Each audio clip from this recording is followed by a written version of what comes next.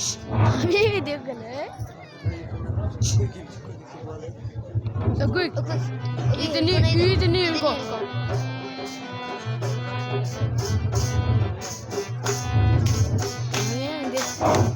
जब दीदी कर तो या दिखनी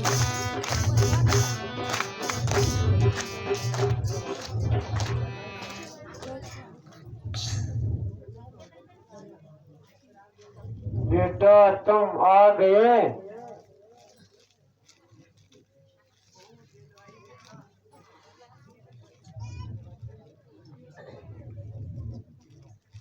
बेटा तुम बोलते क्यों नहीं? माताजी, पिताजी, जल पीजिए।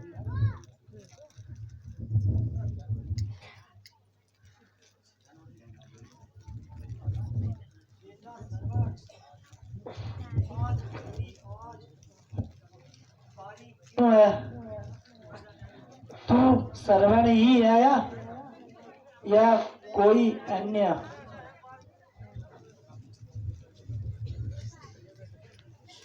हाँ, अब मैं क्या करूं? क्या झूठ बोलूं? नहीं नहीं, दशरथ कभी झूठ नहीं बोलता। माताजी, पिताजी, मैं श्रवण नहीं हूं, बल्कि अयोध्या का राजा दशरथ हूं। माताजी, जल पीजिए। मैं तो पहले ही समझ गई थी यह मेरे श्रवण की आवाज नहीं है। क्यों चुप क्यों हो? मेरा श्रवण कहाँ है? ये मजाक यार तू बारे में आप निश्चय तो कर ही लिया है कि झूठ नहीं बोलूंगा।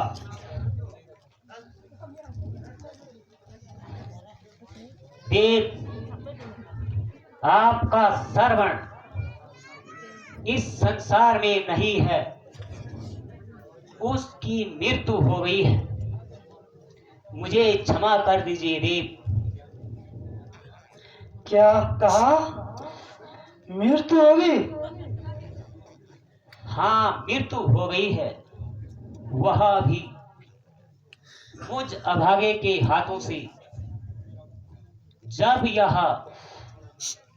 शरीरों में जल भर रहा था तो धोखे से मैंने बाण चला दिया। उसी घातक बाण से आपके श्रवण का अंत हो गया है। हाय मेरा सारा बेटा श्रवण।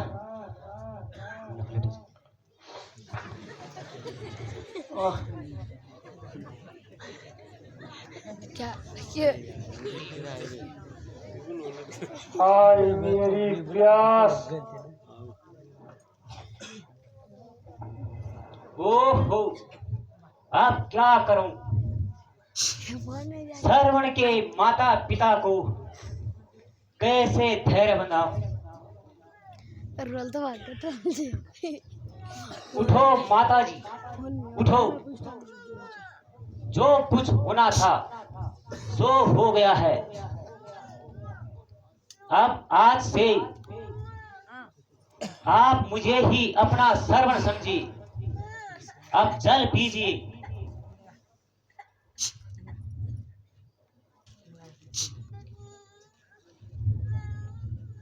जल जल की रट लगा रखी है, कान खोलकर सुनो।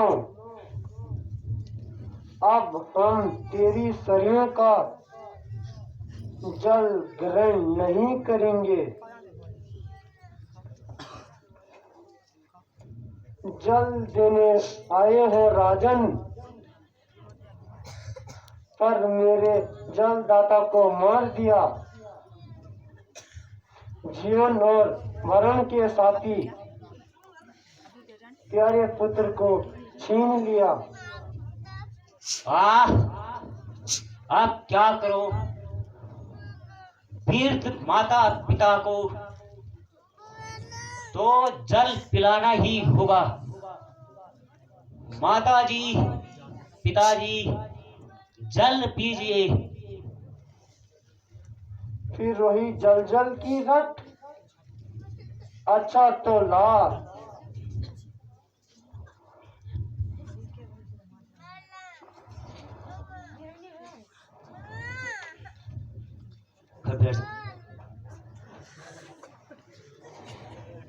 रोल यार, अब रोल गिरी। और सुन, आज श्राप देता हूँ। सुन ले, सत्यवाणी होगी मेरी। इसी भांति शुद्ध वियोग में मृत्यु वृत्तपन में होगी तेरी। सरवण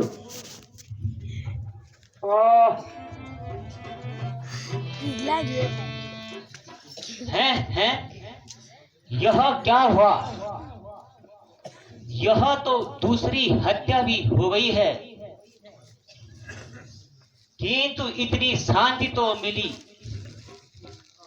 कि ऋषि मुझे श्राप दे गए हैं, जो कि मुझे स्वीकार है।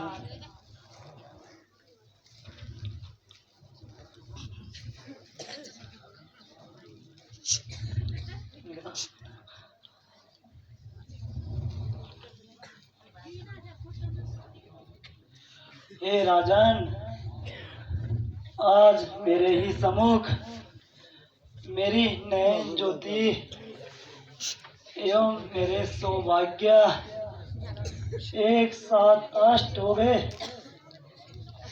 मेरा भी श्राप लो।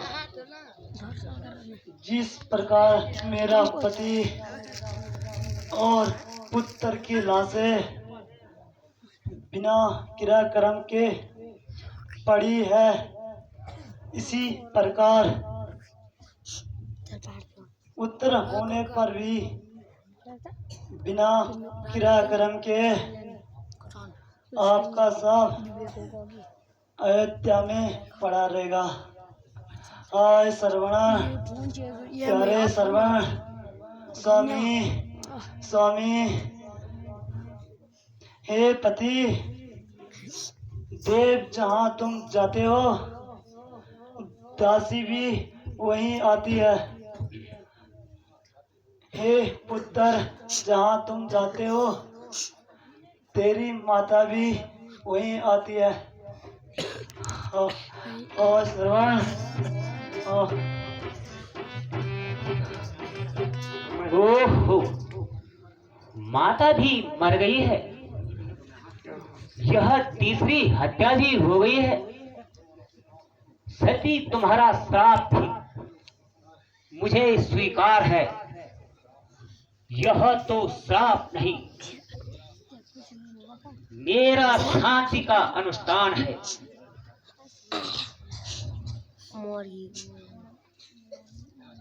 यह देखो, श्रवण और उसके माता पिता की मूर्ति मेरे सामने खड़ी है।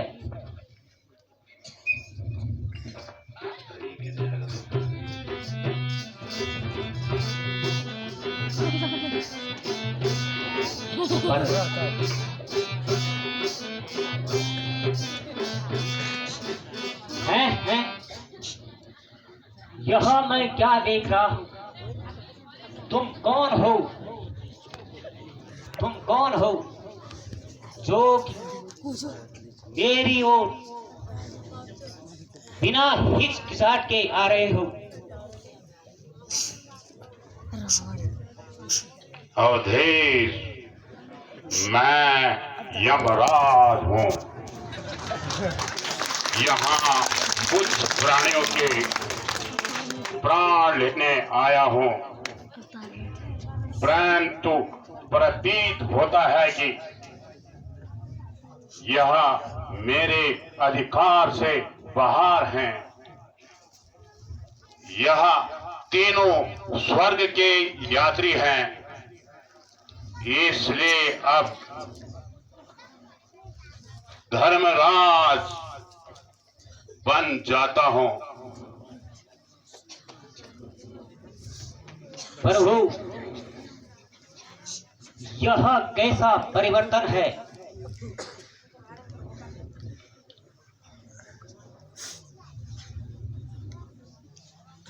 उस भयानक मूर्ति के सामने धर्म देव के दर्शन कैसे? अवधेश, भ्रम में मत पड़ो। मैं पापियों के लिए यमराज हूं और धर्मात्माओं के लिए धर्मराज हूं।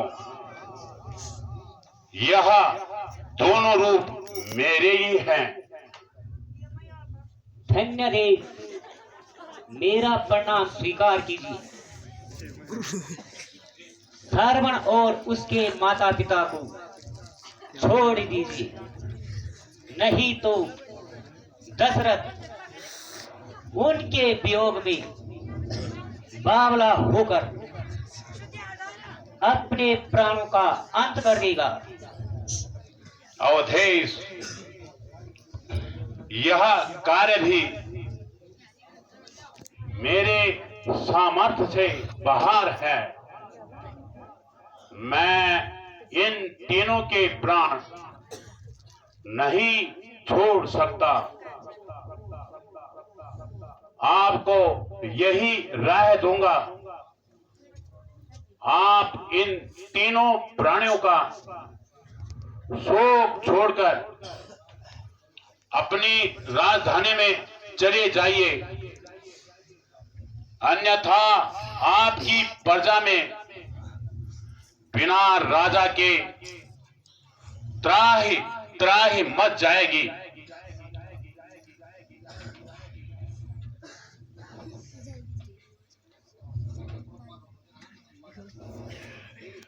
देव, मुझे अपने साथ ले जाओ देव।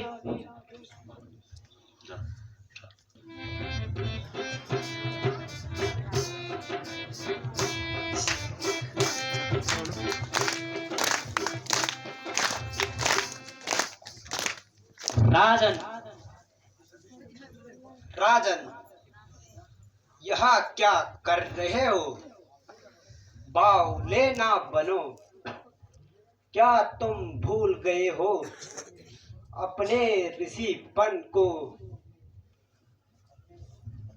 अपने शांति और अनुष्ठान को?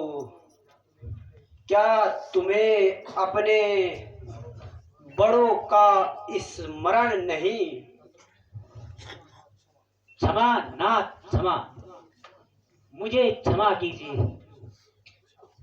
अच्छा, आप ऋषि विश्वामित्र जी के पास जाइए और उनसे अपने जन्म के पूर्व कथा सुनिए।